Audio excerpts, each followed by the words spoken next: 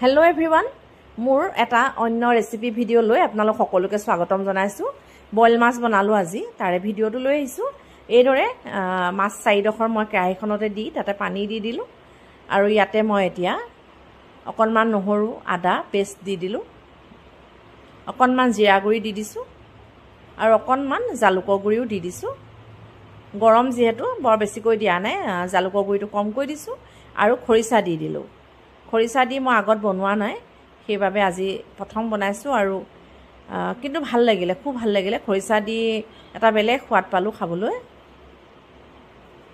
এতিয়া ঢাকি দিছো, ভালকৈ সিজিব তেতিয়া। আৰু এইফালে নহৰু আৰু আদা এডোখৰ আৰু দুটা শুকান জলকীয়া পুৰি ললো মই। পুৰি এতিয়া গোটেইকেইটা বস্তু একেলগে খুন্দি দিম। এইদৰে মই খুন্দি লৈছো। দুটা মধ্যমীয়া বিলাহী মই এনেদৰে কাটি ললো, অকণমান ডাঙৰ ডাঙৰকৈ কাটি লৈছো আৰু সেয়াও দি দিছো সিজিবৰ বাবে। এতিয়া ইয়াতে মই খুন্দি লোৱা জলকীয়া, আদা আৰু নহৰু এইখিনিও দি দিছো।